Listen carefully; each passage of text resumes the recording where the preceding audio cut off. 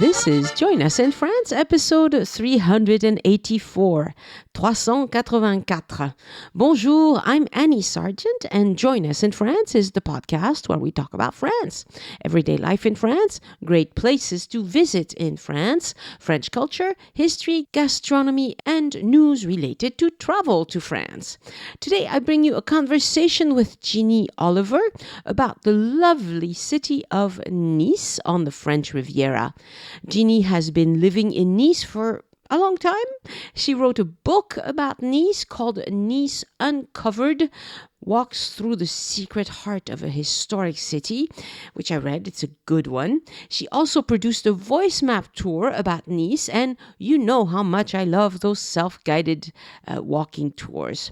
Her VoiceMap tour is called The Best of Nice's Old Town, Highlights, Legends, and Secret Spots.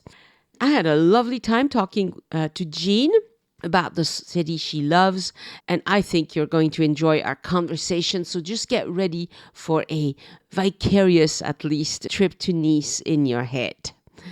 After my conversation with Jeanne Oliver, I have several things I want to discuss about travel to France, including what's open and what's closed on May 1st in Paris, since May 1st is going to be falling on a Sunday this year. And what I'm telling you about Paris also applies to almost everywhere in France. And I also want to clear up some misconception about travel to France that I keep hearing. And this time I'm like, okay, I got to clear this up. This podcast is supported by donors and listeners who buy my tours and services, including my very popular itinerary consultation service. You can browse all of my products at my boutique, joinusinfrance.com/boutique. Recently, I did an itinerary consult with Elizabeth Brawley, and she sent me this lovely feedback. Annie, wow, thank you so much for our itinerary. We were blown away by how thorough it is. I did not expect to have so many travel tips from your podcasts all in one place, along with a ton of history for almost every stop you planned for us. I thought that I would have to continue to research each place just so that I could understand what we were seeing, but you saved me so much time. I also did not expect to have so many recommendations for restaurants in each area of Paris and even beyond in several other cities we are going to visit. You even included what times things open and close and the best strategy for seeing each place to the fullest. I would highly encourage anyone to invest in your itinerary planning service to make the trip as stress-free as possible. It is like a personalized travel guide.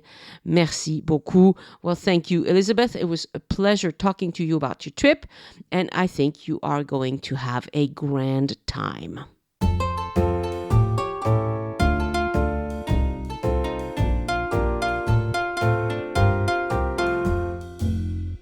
Bonjour, Jeanne Oliver, and welcome to Join Us in France. Bonjour, Annie. I'm delighted to be here and to talk about my adopted city and favorite place in France, which is Nice on the French Riviera. Lovely to have you. You reached out to me a few weeks ago because you published a VoiceMap tour of Nice, and I was really excited because I love VoiceMap tours. So I want to hear about that first, and then we'll go on to talk about Nice, obviously. Okay, with pleasure. I also love VoiceMap tours. I think it's a great way to discover a city. Now, this VoiceMap tour of Nice is called The Best of Nice's Old Town, Highlights, Legends, and Secret Spots. I really had a ball doing it because I was able to uncover so many little hideaways that people don't know about that reflect Nice's turbulent and tangled, but really interesting history. So the tour has been a delight to research. And of course, I love VoiceMap tours because I think it's a great way to discover the town. So this centers on the old town, which is, I think, the part that tourists and visitors are most fascinated with, and for good reason. It's chock full of beautiful Baroque churches, the colorful Cour Saleya for shopping, and lots of fun little restaurants and shops to introduce you to Nice's culture and what we have to offer down here. Yes. And you also wrote a book about Nice, which you also sent me, and that I started reading. I didn't quite finish it, but I will finish it because it's really a good book. I mean, it's a very good introduction to the city of Nice. So do tell a little bit about that as well. Oh, thank you. Well, the book contains 7 walking tours, very detailed walking tours that take in Nice's most fascinating neighborhoods, the Old Town, of course, and Colline de Chateau, Castle Hill, which is where it all started, a beautiful Cimiez with the Belle Epoque palaces, and lesser-known neighborhoods such as the Quartier des Musiciens, which has gorgeous Art Deco architecture, and West Nice that a lot of people don't venture to, but also has some stunning sights to see, Art Deco, and also a wonderful 19th century villa and manor house in West Nice. And then, of course, also the Promenade des Anglais, built by the English, to really spurred development of Nice. And so I think that it gives an excellent overview of Nice's many different neighborhoods and different cultures that work together in many instances to create the city that we now know and love, and that has just been named a UNESCO World Heritage Site last year. The whole city? Well, not the entire city, but the heart of the city, the neighborhoods that I just mentioned, that the Old Town and Quartier des Musiciens is for the architecture, and also because Nice had an important role in developing tourism, actually, in Europe. Nice people, the end of the 18th century, they really were able to see just how important tourism was going to be, and they built and catered to some of the foreign visitors that were starting to come down here at the end of the 18th century. First, the British were really the first, and then later on, aristocrats from all over Europe came to Nice. So the city really bears the imprint of many of the foreign visitors that came down for the sun, the sea, the healthy air, and brought with them a whole train of artists and architects and designers that made some of the really outstanding buildings that Nice is known for. Mm-hmm. And Nice also has just a lovely, lovely lifestyle.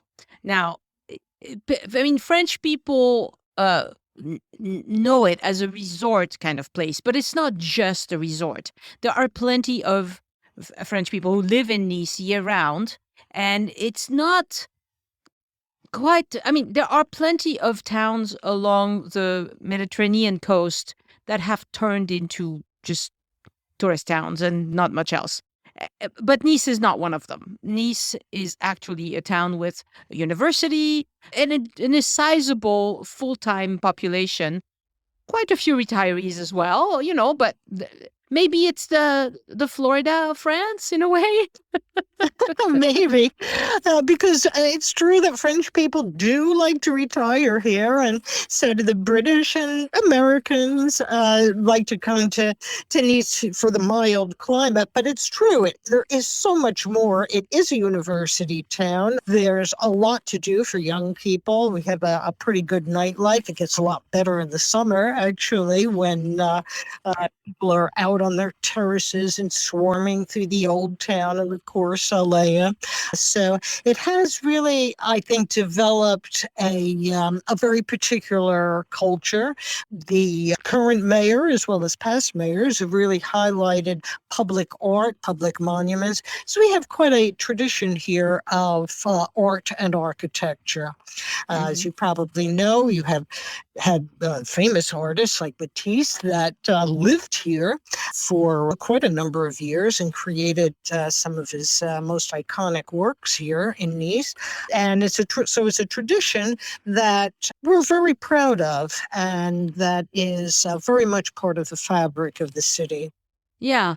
So this is going to sound like a strange question, but is there anything you don't like about Nice?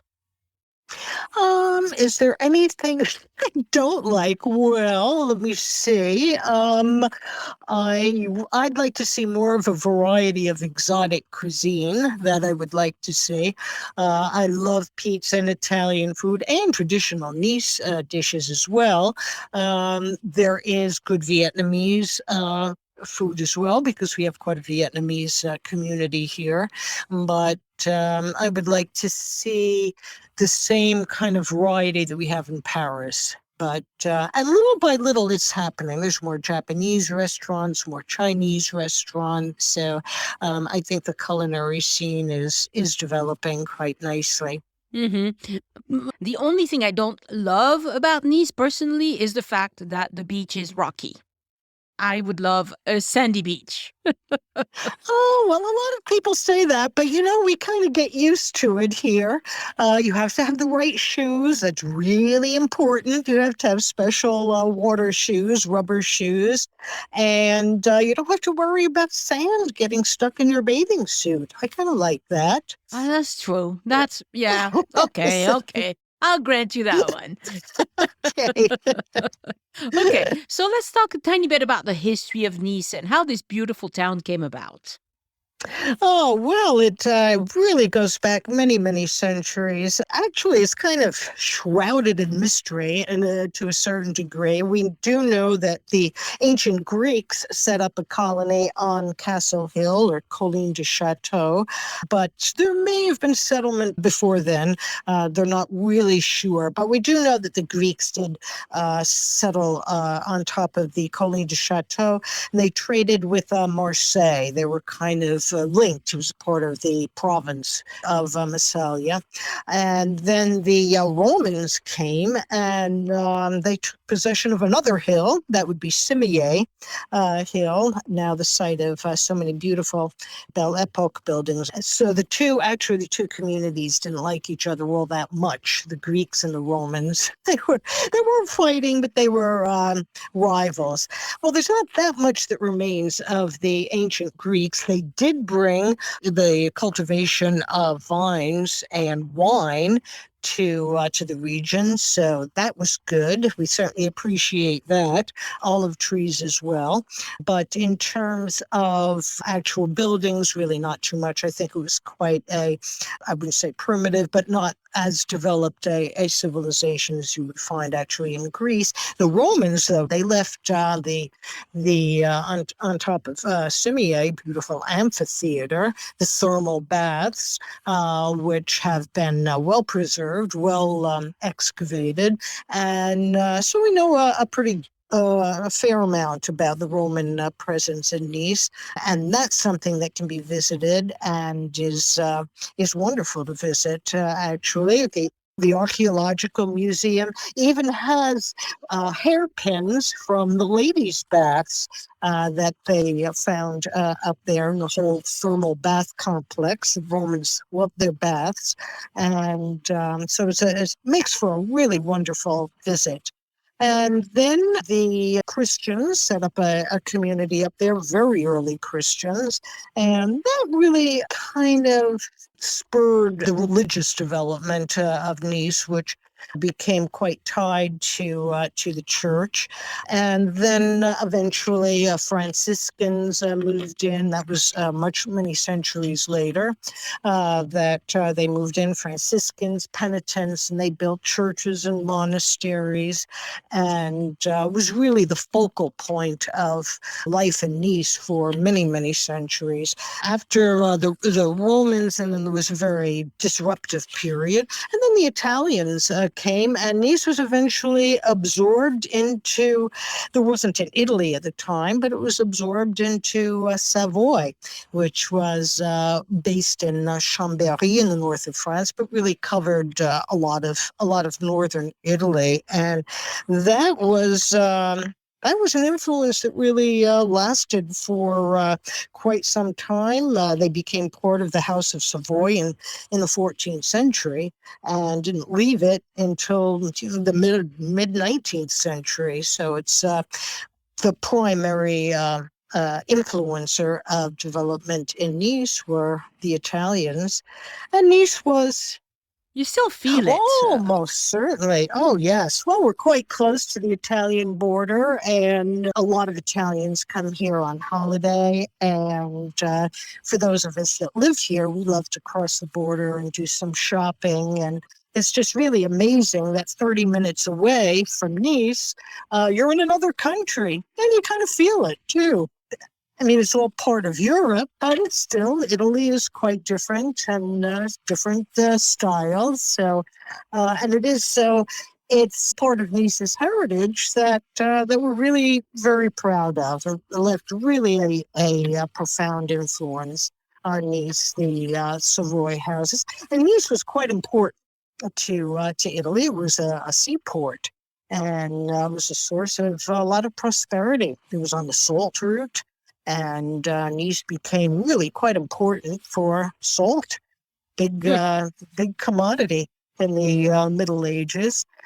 Salt came from the Camargue, which is to the west of Nice, around the Languedoc region, and was unloaded at Nice's ports and then sent out to various parts of Europe. So it really affected the development of Nice. And Nice, they kind of were attached to their Savoy governors. It was ruled fairly well. There's a lot of building that was done, and it became kind of a haven for a lot of people throughout Europe. They were largely good governors. And Nice was always kind of sandwiched in between France and Italy and Savoy. So it did, unfortunately, was the site of several battles because France kind of wanted to gobble it up. And Savoy said, no, not so fast. We like it too. It's very important. So it was not a history that was necessarily peaceful for that reason.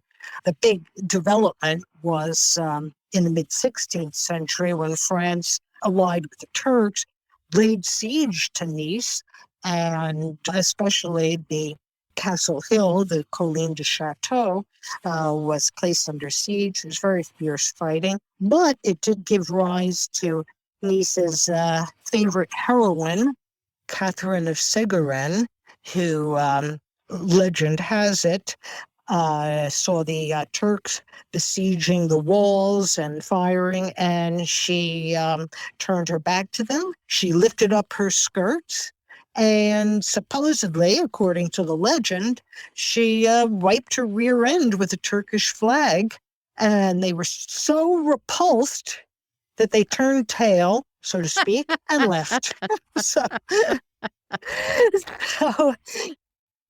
So she became like Nice's heroine, and there's a monument to her in the old town of her looking very fierce on top of the wall that she defended. But whatever the truth of the matter is, whatever, they left.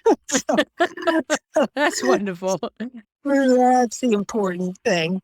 Oh, so after that, anyway, that was on top of the Castle Hill, Colline de Chateau, and then after that, they turned that whole area into a military bastion, and all of the civilians went down to Old Nice. And that's really, after that, is when Old Nice started to develop and blossom. People moved down there and started building, and that was, I think, really the beginning of a lot of the beauty that we see in the old town. Yeah. There's some really stunning churches in Nice, and you can tell they were made by Italians because they're the only ones who can do this sort of thing. And they just look glorious. Really, really. What's your favorite church in Nice today to visit? Oh, well, I think I like the cathedral, San Reparate, because it's so integrated into Nice's cultural life now. Whenever something important happens and there needs to be a memoriam, for example, after the awful terrorist attacks in 2016, there were special masses held there. So the cathedral is a place that is just really soaked in history, and it's also so beautiful on the inside as well. That Baroque style is just stunning. The Church to Jesu is also quite wonderful with all of the cherubs, lots and lots of cherubs on that. So, that's also a lovely church. And the Misericordia is also a nice church. It's not open that much, unfortunately. But for visiting, I think the Jesu and the cathedral usually are open and very easy to go in and take a look around. And the whole Baroque idea is just so stunning. The whole idea is to make you, kind of transport you into paradise, actually, to transport you to another dimension. So, the soaring ceilings and all of the gilt and the carvings and the cherubs is really Right. feast for the eye. It really is. And especially from the perspective of the people of those times that didn't have all of this art and TV and movies and special effects that we have today. I mean, to them, that's the only art they ever saw. And as art, it was really, really impressive. Yes, it really was. What's the name of the little church by the Cours Yeah, the Misericordia Church, it is really exquisite. It's a small church. It's right on the Corsoleia. It is really exquisite. You have to go there on Tuesday afternoons. Excuse me? It's not open very much, is it? Tuesday afternoons and Sunday Mass. And Ah, that's pretty much it. But it is really worth ducking into because it's glittery inside. It's like stepping inside of a jewel box. yeah. It's quite lovely. Mm-hmm. So, okay. You're not quite done with the history of Nice. Carry on with the history, and then Okay. I'll ask you more questions. Oh, okay. So, yeah, so after the siege there in the 16th century, everybody moved to the old town. But France still had their eye on Nice. They didn't forget about it and still very much wanted to capture it. So the other really important event was the beginning of the 18th century, that would be 1705, when Louis XIV came and again attacked it, and he really had quite an army. So he leveled the Colline de Chateau. It was really just smashed to smithereens. And you can see it was a military fortification at the time, and you can still see parts of that are still standing, parts of the old walls, but he did quite a job on eliminating that. So at that point, then Nice was not really a military defense for the Savoy kings, and they became an open city and devoted to trade. And it was then really that the era of the big Baroque churches started, where they were building, and Baroque was sweeping Europe at the time, and so a lot of the old town really developed and dates from the 18th century. So that transformed matters in Nice. And then the other big event, of course, is when it became attached to France, which was in 1860. And it was kind of, Europe was really a complicated system of alliances at the time. So it's a little too much to really go into, but essentially everybody was kind of united against the power of Austria. Nice voted to become a part of France in 1860. Mm. And then French people started coming to Nice because really before then, it's not part of France. It was really pretty much all Italian. So then French people started immigrating to Nice, and they were followed by a lot of other nationalities. So it was really at the end of the 19th century that you saw a lot of these big palaces and villas develop as the British came and built. For the British, this was just like great. It was a great way to get away from London in winter. And it was also the time of the big tuberculosis epidemic. So there was a sense that the air down here was a lot healthier. So they came here for the good air. And also, it was just a lot of fun.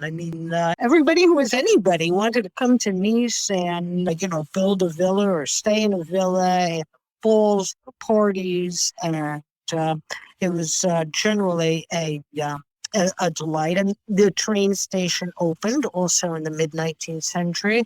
So just shortly after it became attached to France, it was easy to get to. And then at the end of the century, Queen Victoria came, and the hotel, the Excelsior Royale, right on top of Cimiez, was built for her. And of course, once the Queen decides to spend her winters in Nice, then a whole social circle, really a whole social scene developed around her. And then everybody wanted to come, all of the aristocrats. And so that lasted basically into World War I, and then kind of the fun stopped after World War. That was, Yes. And then the Russian Revolution, because we had really a lot of Russian aristocrats too, a lot. It was a big favorite among the Russians. But, after the Russian Revolution, they didn't have so much money anymore. So you weren't getting the moneyed aristocrats coming. Life was a little bit different down here.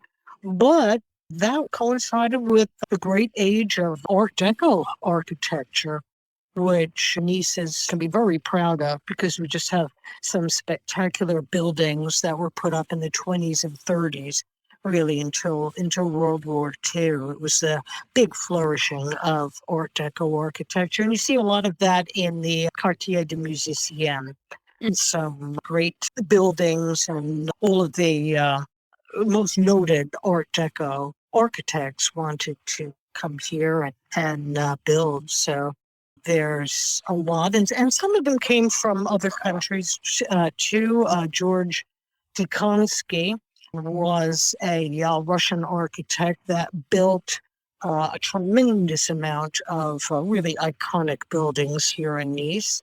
And then there were Armenian architects that came to build Gloria mansions. So that was a really big flourishing.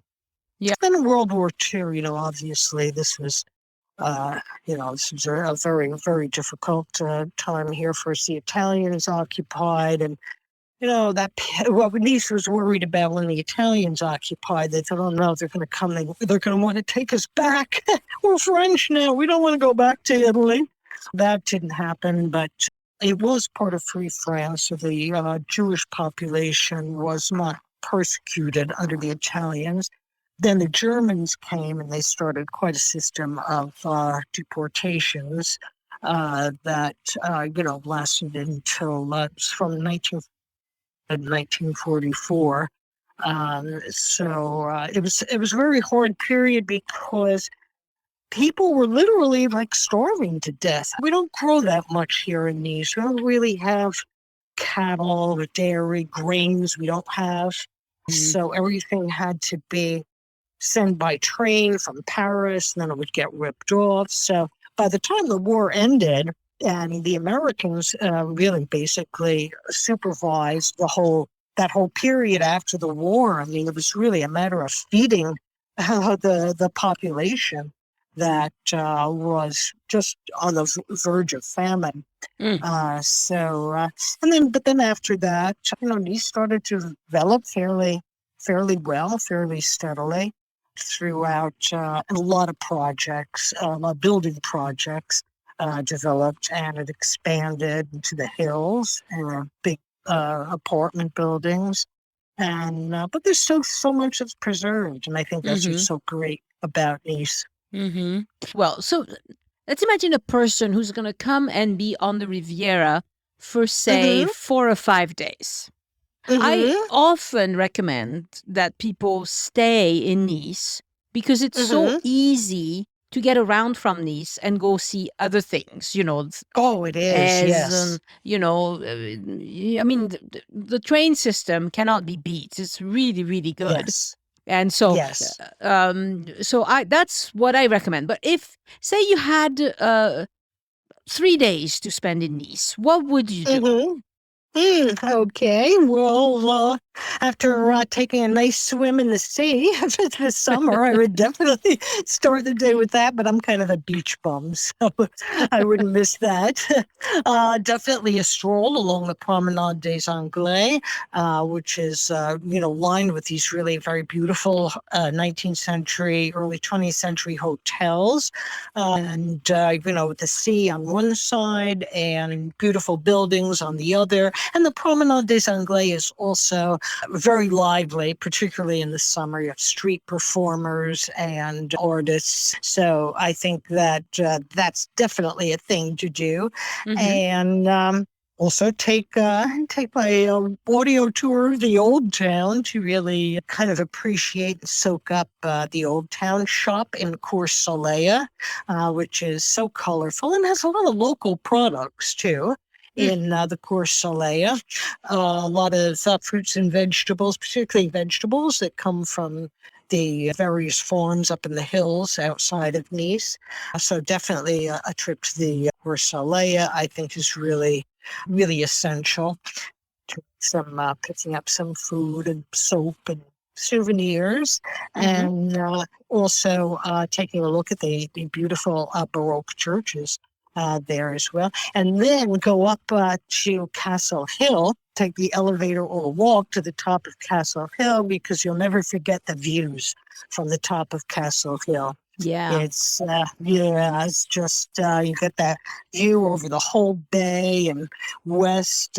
Even on very clear days, you can maybe get a glimpse of Corsica. So definitely Castle Hill. And Cimiez for the Roman ruins and the amphitheater and baths. The Matisse Museum is up there. Chagall Museum as well. Mm-hmm. So, I love the yes. Chagall Museum. I gotta Oh, say, I know. I Yeah, I love that know. museum. Oh, I know. It's so beautiful. The gardens outside. So Yeah. it is definitely a highlight. Mm-hmm. Yeah. So typically, like if you have friends or family visiting, how many days do you tell them they should stay in Nice? Because this is a question people ask me all the time is, how long do I need to see Nice? And I think, well, 2 days is the bare minimum, but Yeah. what's a good amount of time to spend in Nice? Well, I think 4 days actually can give you a pretty good overview of what's going. Because it's true, you do want to check out some of the museums or artistic heritage. So and it can leave some time for a day trip to, especially to nearby Villefranche-sur-Mer, which was kind of almost an extension of Nice's port. That was also quite, and that's a lovely town in its own right. Mm-hmm. So I would say, 4 days, and including like maybe a day trip to a nearby town. Yeah. But Uh, there's, And Villefranche-sur-Mer has a sandy beach. well, yes, artificial, but yes. Yes, It yes, is of course. there. Yes. Right. Not a big one, though. It's not like a big sprawling beach. Yeah, it's long, but it's quite narrow. Yeah. Yeah. But it's quite. It has that beautiful, cliffs on either side. It's the foot of a very deep bay, so it is spectacularly scenic. That's for Yeah. sure. Since you've been living there for so long, maybe you have some restaurant recommendations you can give us. What sort of places do you like to go to? Well, I think for Nice food, for typical food, I like Le Safari.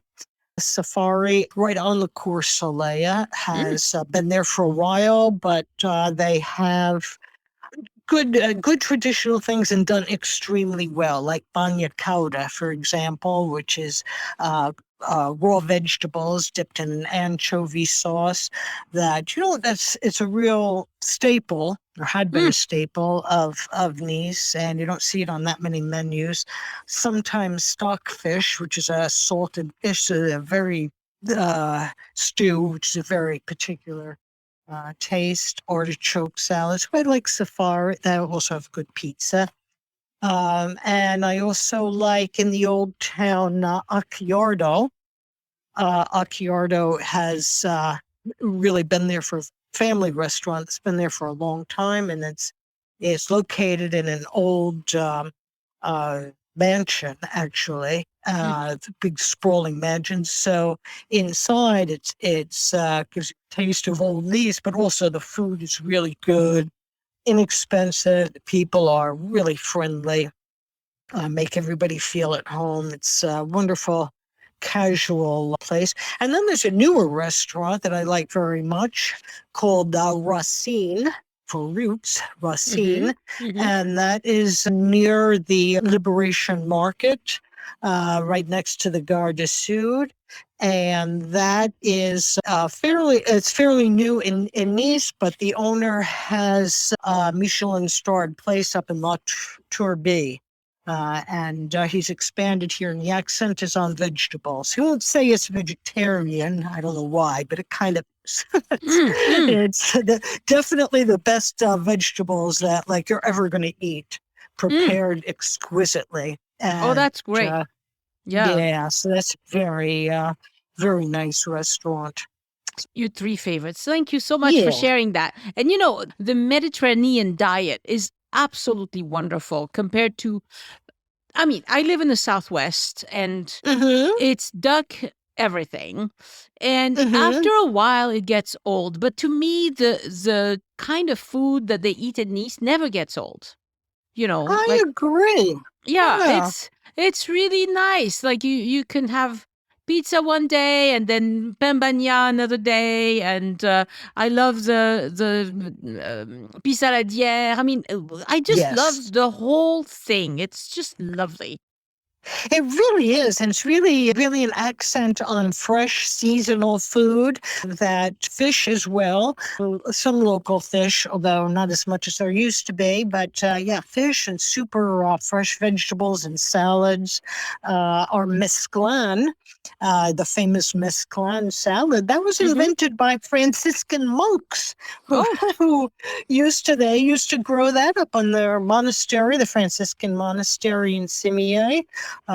They would make this mesclun salad from the various streams of lettuce they were growing and carry it in big baskets down the hill and distribute it to the townspeople. So that's where mesclun came from. But it's a great salad. Yeah, Yeah. Nice, I think it would be one of my favorite places to go spend maybe a longer time, maybe a month or something, because there's so much to do. But just looking around, just walking around, taking a bike ride, la promenade, whatever. Yes. Well, la promenade des Anglais is very nice, but this other promenade that goes to I'm going to forget the name now. Oh, yeah. Promenade de Paillon, the Coulées Paillon. Verts. Oh, Yes. yeah. That's great. That That's is so great. nice, It It's is. And it's really great for people that are interested in flowers and plants because it's planted with various bushes and plants and flowers from around the world. And it's all well labeled too. So yeah. you can really, they have a part from Africa, then a part from Oceania, Australia, New Zealand. So it's so well done. Yeah. And Yeah, it's a town to be lived in, I guess, is what I would say. yes, Not a town yes. to live in a car, however. When people tell me that they want to drive around the Riviera, I'm like, you are nuts. Exactly. It's really not necessary. And especially now we have, now that the East-West Tramway Line 2 opened up a couple of years ago, you can really speed from one end of Nice to the other in 20 minutes from the airport to the Port Olympia. So it's just so easy to get around. And then it links up with, and then a lot of the buses are a lot more frequent. So Nice has really, I think our mayor Estrosi has really done a lot to making Nice less car friendly and more public transport friendly. Yeah. Plus, it's not really that pleasant to drive here. I kind of avoid it whenever possible. Parking, I don't know, the crazy drivers. I don't think it's necessary. And a lot of the buses, if you want to take day trips, also very easy to take buses to some of the wonderful hilltop villages or other coastal towns. So Right. I think a car is really unnecessary here. I assume that your book has some of those details about, oh, well, since you focus on walks around Nice, maybe you don't even talk about Yes. going out to other places. Well, yeah, that's more my website, FrenchRivieraTraveler.com. I have a lot more practical information Oh, good. about exactly how to take day trips using public transport, and it's possible to like almost all places. This is just very easy, and it gets better every year. I think the whole public transport system here in terms of frequency and ease of use and apps you can download and so forth. So it's become ever easier to do that. All right. So let's remind everybody. Well, first of all, say again the name of your website. My website is FrenchRivieraTraveler.com. Excellent. Your book? And my book is Nice Uncovered: Walks Through the Secret Heart of a Historic City. Mm-hmm. And the VoiceMap tour.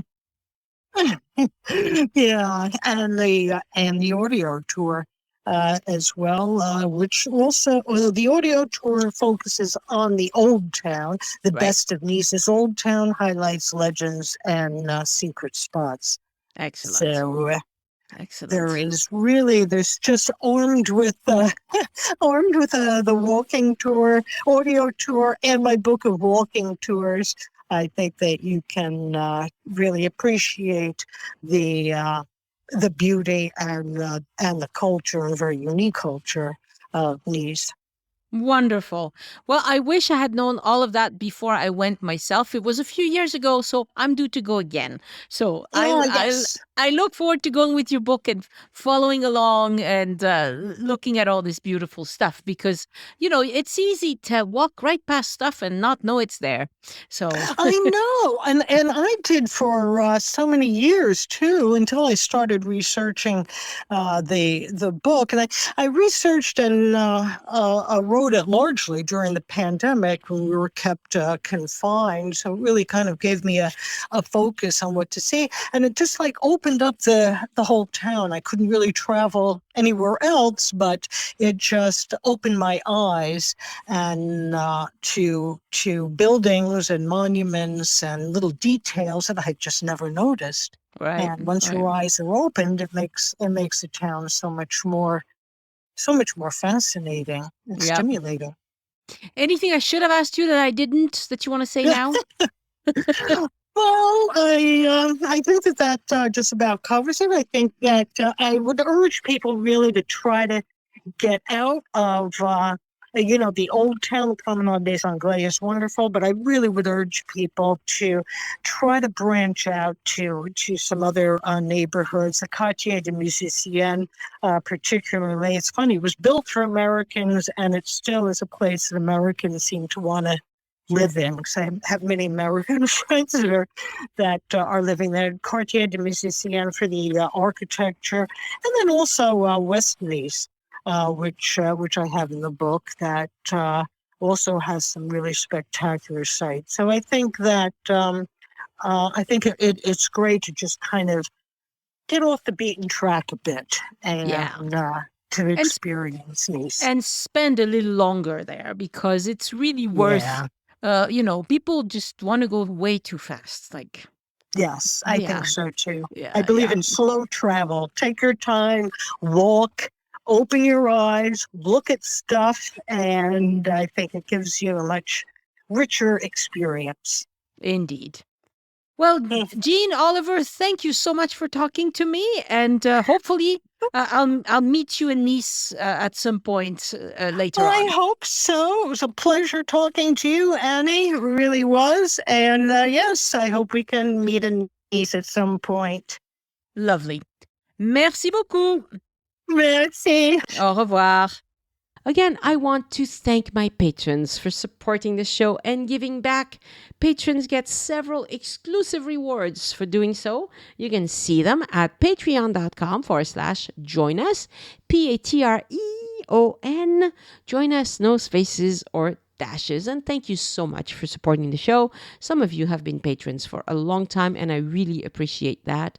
And a shout out this week to new patrons, Shannon Kitchen. I think she's a returning patron, actually. Thank you, Shannon. Corey Bray, Hope Jin, and Brooke Kiss. Thank you so much for becoming patrons and making this podcast possible. Okay, this week I want to mention a couple of things that have to do with travel. I work in the travel space, and I talk to people about their trip to France every day. And for me, it's surprising to realize how much pressure people put on themselves about having the perfect trip to France. People think this is their one chance to have the wonderful vacation, and they some of them become a little bit obsessive. I think platforms like Facebook and Instagram only make it worse, because they make it look so simple, when really we know that planning a trip anywhere that you don't know is difficult. It's work.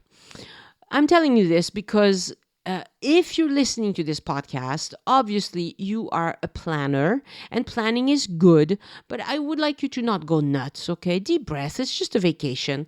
It's not an exam you have to ace. There are ways to do this really simply. For example, you could get my VoiceMap tours, mine or somebody else's. There are plenty of VoiceMap tours.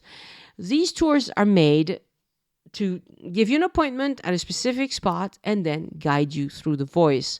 How easy is that? Along the way, you hear about monuments, you hear about museums, you hear about restaurants, you hear about food, you hear about all sorts of things.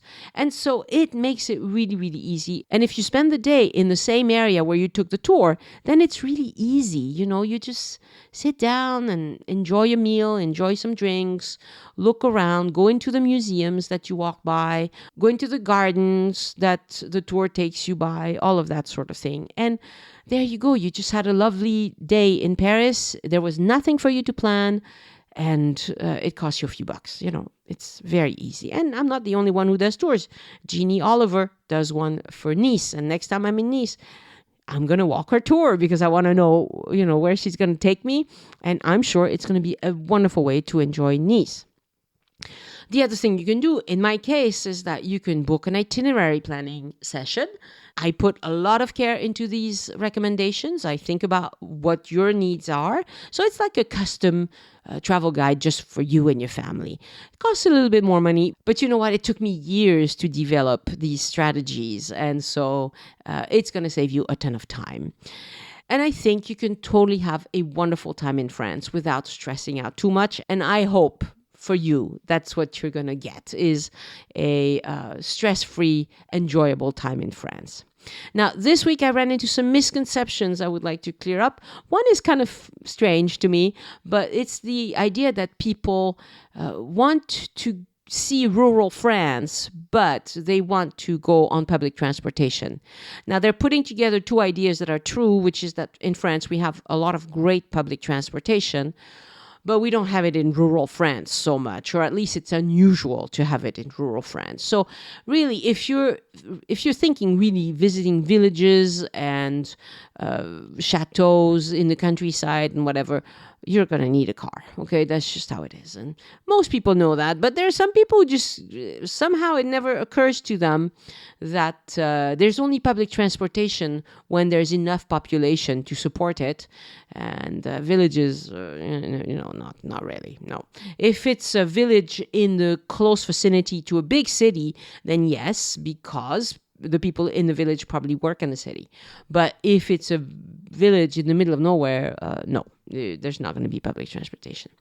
And the second one is a pet peeve of mine, so please bear with me, but I'll make it quick. In Paris, there are taxis everywhere. You could call a taxi at any time of the day, of the night, of the weekend, of the holiday, any day of the year.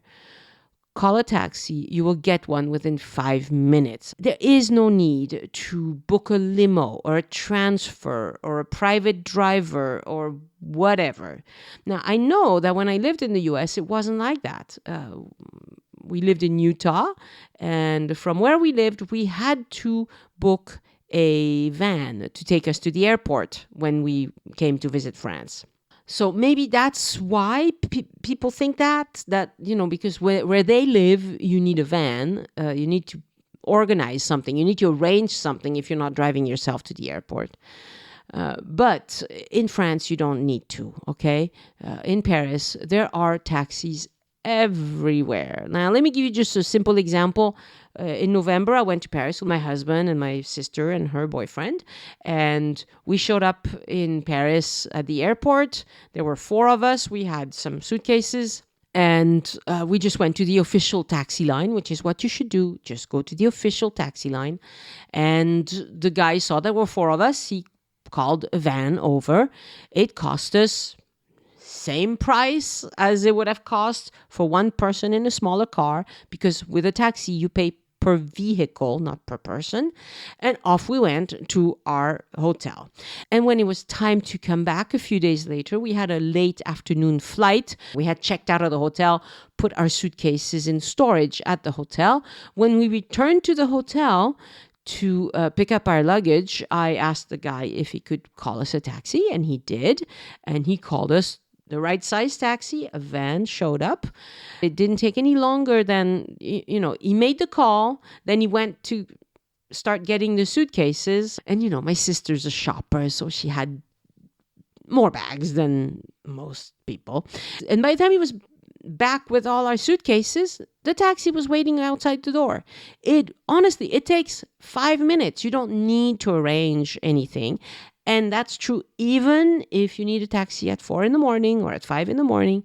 There are lots and lots and lots of taxis in Paris. And it's the same. Most French cities that have an airport or a train station. Now, if you're going to Podunk train station, there are a few left. Not many, unfortunately, but there are some. Yeah, maybe there you might need to be a little more patient, but there are still taxis everywhere. And of course, there's Uber as well. So if you're not staying at a hotel and you're worried about it, there's an app called G7 in French, that you can call a taxi from the app. It costs a little bit of money. It's 4 euros if you need a taxi right now, and 7 euros if you need a taxi for tomorrow or whatever. So you do pay a little more for using the app. But otherwise, it's the same set price to and from the airport for all taxi companies. So relax, just take a taxi. And of course, it's also public transportation if you like, smelly, crowded. stairs with suitcases. Some people like that, and that's fine. You can also take public transportation. I do not recommend it. I don't do it myself anymore. I've done it plenty. I'm done with that. This is good for young people or, gluttons for punishment. All right, let's talk about what's closed in Paris on May 1st. This year, May 1st falls on a Sunday. So we celebrate May 1st on May 1st. So since May 1st is on a Sunday, May 2nd is a normal day, okay? What you should plan on is demonstrations all over Paris. Demonstrations are planned and authorized, and there are police along the route. And police are there to make it possible for demonstrators to peacefully assemble and shout out whatever slogans they want to. As a passerby, your job is to stay out of the way and let them be, okay? It's their right to participate in a demonstration, even if it's inconvenient to the rest of us, and even if we think they're idiots, which is often the case for me anyway.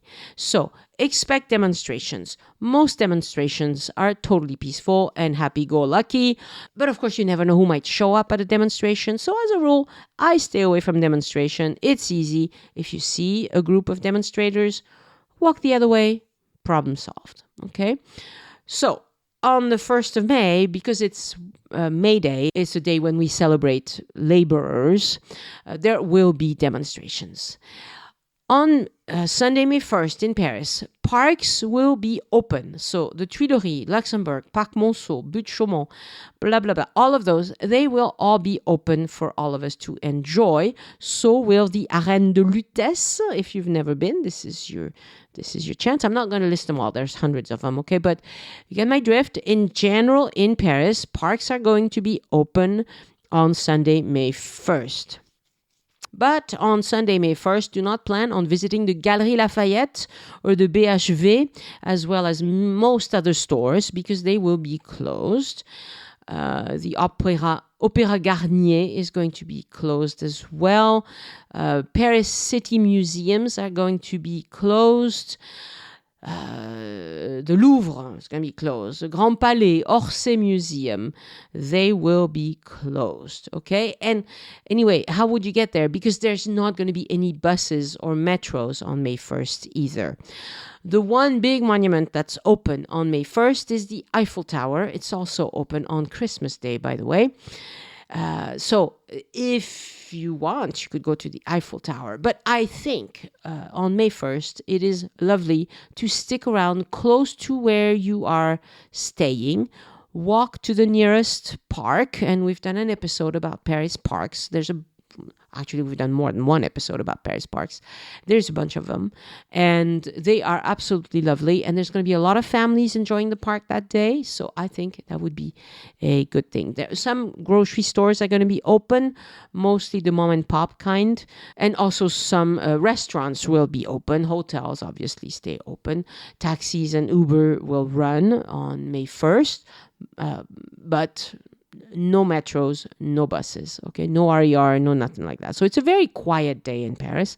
It's a wonderful day to walk and try and enjoy the sun. We hope. We hope. And another quick travel announcement. Next Sunday is Easter Sunday, and Paris city museums are going to be closed that day. That includes the Carnavalet Museum and the Catacombs. All right, I'm not going to do This Week in French news because I can't stand to watch the blow-by-blow of the elections. We're voting today as this episode comes out, and I hope things go well for Emmanuel Macron. I think he's not perfect, but he's done a fine job, and so I don't see why we should go with some crazy candidate instead. Show notes for this episode are on joinusinfrance.com/384. And if you enjoy the show, I would love it if you would introduce a friend to the podcast and tell them why you listen and how it can help them have a better trip to France. Next week on the podcast, an episode with Elise on the Vosges region of France. I don't think we've ever talked about the Vosges. So we're going countryside. It's spring. We want to go to the country. It's fun. Send questions or feedback to Annie at joinusinfrance.com. Thank you so much for listening, and I hope you join me next time so we can look around France together. Au revoir. The Join Us in France travel podcast is written, hosted, and produced by Annie Sargent and copyright 2022 by Addicted to France. It is released under a Creative Commons Attribution, Non-Commercial, No Derivatives license.